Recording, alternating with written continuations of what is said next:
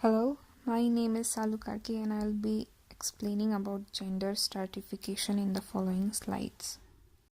Almost all of us have encountered some situations in our life or heard of some situations of gender inequality, and those situations are presented in these slides.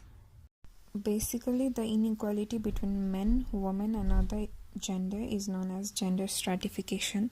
We can see it occurring from time to time in our society and women fighting over it along with other genders. We have seen women protesting for their rights along with some men and other genders. The fight that the LGBT groups have to face in a regular basis, no matter which country they are from, is seen by every one of us.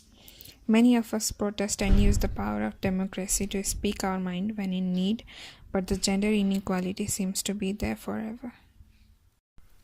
It is not a new thing to hear about women violence, and not just in our country but in many others.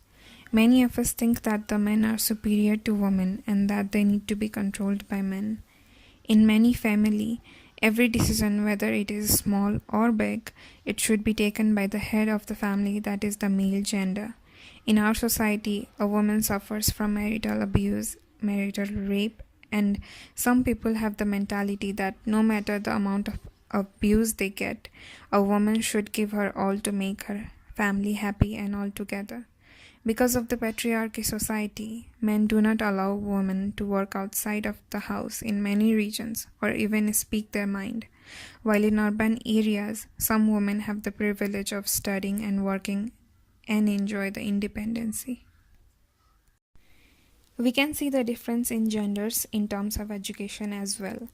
Females are more focused in the household works in some of the family, and male are the money makers who gets proper education. Even if some girls get proper education in urban areas, after a certain age, their family pressurizes them to get married. There is a whole other situation going on in rural areas. Girls get married in early ages and are meant to focus in their family and nothing else. Because of improper education to women, they are unlikely to get a proper job in rural areas, whereas men have the privilege to go and have proper education and work in urban areas. Women are more focused about their career in urban areas, and we can see them working in big industries and running their own business. Although women are behind in some sectors, the government has given the opportunity of 33% to women in the parliament. As compared to the world and even in Asia, the percentage of women holding seats in the parliament is less than the number of women in our country. It is important to have women in the politics, women who can change the life of other women in Nepal, to speak for the right of every woman in our country and not only focus on women but talk about the equality in the society. In our society, there are certain assumptions about the gender's behavior and attributes. While some may be true, not all of them can be seen being as their behavior. For example, many of us believe that no matter how much a woman is educated and higher post she holds as a job holder, they will always have one common plan for the future, and that is to get married and have children. But we have seen many women focusing only at their career and nothing else. Society has determined certain roles for men and women, like a woman should do all the household works even if she is a job holder, and a man should be the money bearer. While some of the points have proven to be right, many are not. Yes, in our society, men can be seen as an outgoing character and can be seen drinking a lot, but that doesn't necessarily mean that women cannot drink. I have friends, both men and women, and some of my male friends don't drink at all, while some female friends are heavy drinker. Men are taught that they need to be tough than women and should not wail on small things. That is why we can see many men in our society acting tough even if they get emotional. Because of the upbringing, men have these kinds of mentality. Also, talking about the physicality, we can see many women fighting as a MMA fighter, performing at the Olympics, and even bringing medals. I agree that women are multitask performers because I have seen my mom doing it, and I can do it too while usually men cannot. Following are some of the gender stratifications seen in advertisements, posters, and graffitis. Ad agencies prefer women models more than men models because we think women are fit for the household work and fit for the product related to the household works. So far as I know, I have found only T&M magazine introducing women violence in their magazines while other don't talk about it. We can see many graffitis on different walls in our society talking about women violence, drawings of women getting beating and suffering. Mighty Nepal is an NGO founded by a female named Anuradha Koirala in 1993. Anuradha Koirala, daughter of Colonel Pratap Singh Gurung and Lakshmi Gurung, completed her studies in Kalimpong, India. After that, she got married to Dinesh Prasad Koirala. Her marriage has played a great role in where she stands right now. There were problems in her marriage where she was the victim of domestic violence by her husband. The situation was quite bad as she had 3 miscarriages because of the abuse. She left her husband, and her past determined her to establish Mighty Nepal in the thought of stopping domestic violence and helping women who have suffered like her or worse. The word Mighty stands for the home the girls are born in, where their parents live, where they get cared and loved by their parents, and the organization tries to provide the same care and affection to the women living there. The NGO is supported by groups of socially committed people that include social workers, teachers, journalists, etc. It was established with the motto of helping out Nepali girls who suffered from human trafficking, domestic violence, child labor, child prostitution, and other tortures and pain they go through. The NGO fights against the main problem that many Nepali girls face, which is human trafficking, and after the rescue of girls, they fight for their justice against the criminals. The organization has also been providing awareness to people about human trafficking for 25 years now.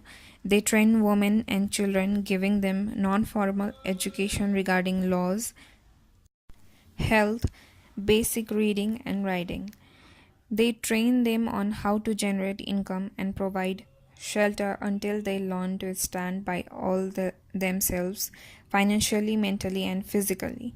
The major target group of girls for this organization are those who are sold in India for prostitution and get infected by HIV and hepatitis B. Mighty Nepal has been successful in establishing many transit homes, academics, rehabilitation centers, prevention homes, and hospitals. The NGO has 10 transit homes located in different locations across Nepal, 2 rehabilitation centers for prevention homes, and 1 hospitals, and it all runs for the improvement of women who are neglected by their family and society. In border areas, Mighty Nepal operates 12 intervention outposts to prevent girls from being trafficked. Many girls get trafficked in the name of getting jobs in other cities. Even though there have been many cases, people get tricked in regular basis in search of better life. Women are sold like animals in India, and when they get rescued, we can see them being traumatized by the situation they have faced. Mighty Nepal has been a heaven to these women, as they have said it themselves. The happiness, freedom, independence, care they get can be seen in their faces. In recent earthquake incident in Nepal, Mighty Nepal has been giving aids to those homeless people and has been protective towards the children as the chance of them getting trafficked was high. Our campaigns and votes for In 2010, Mighty Nepal was known to the world and was recognized for its works. Anuradha Koirala was awarded to implement her works and help the women and girls. Mighty Nepal believes that one day it can stop girl trafficking all around the world.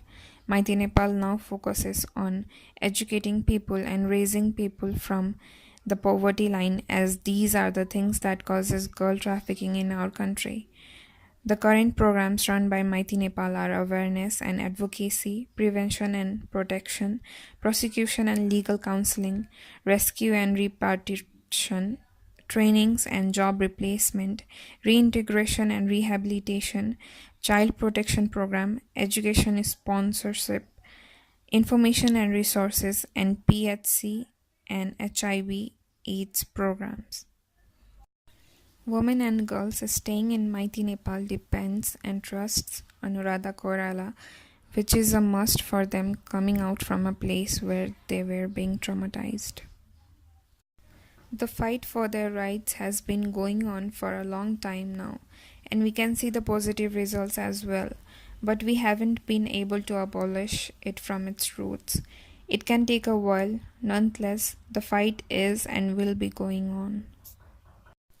The effects of upbringing remains with people for as long as they can remember. The way male and female are treated in their home is the same way they treat other men and women. We need to make sure that they are taught about the rights of men and women properly, and that every gender needs to be respected equally. It is not only about the male and female genders. The other genders like lesbian, gay, bisexual, transgender suffers the most. Some people do not see them as a part of the society. It is important for people to know that they are made that way and they don't choose to separate themselves from this society. The concept of feminism is understood by only some of us, and many misunderstood the topic. It is about providing equal rights to men and women. While some men stand with women when they talk about feminism, others seems to be against it. Feminism only started because it has been long since most of the women all around the world had suffered from domestic violence, harassment, rape, unequal rights in workplace, etc. While we are given some benefits in some places because of being a girl, in some places we face the inhumanity because of being a girl. Women feel welcomed by the society when they are respected, when their views are known to their audience, when their voices are heard and understood, not when they are harassed in a public place and no one takes a stand for her. We can only change the roots of gender inequality by giving our children the proper knowledge about what equality stands for, and as a part of the society, what their responsibilities are. Thank you.